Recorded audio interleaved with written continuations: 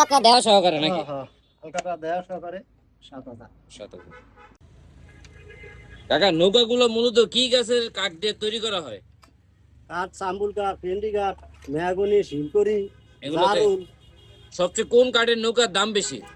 জারুল কাঠ, হ্যাঁ, জারুল কাঠ। জারুল কাঠের নৌকার দাম বেশি। এগুলোর দাম কত এই এই সাইজের? এই সাইজের দাম পড়বে আপনার 12,000 টাকা। এটা সাইজ কত লম্বায়? এটা 14 ফুট। 14 ফুট লম্বা, আর পাশে?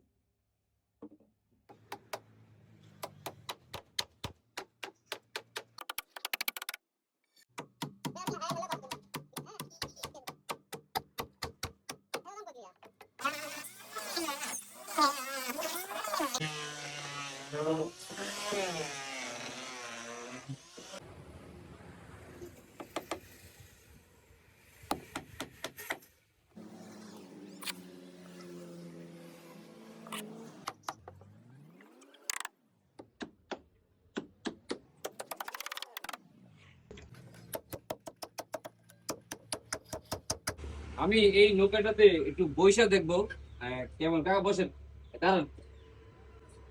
এই, কত সময় লাগে কাকা এটা শেষ করতে? একদিন।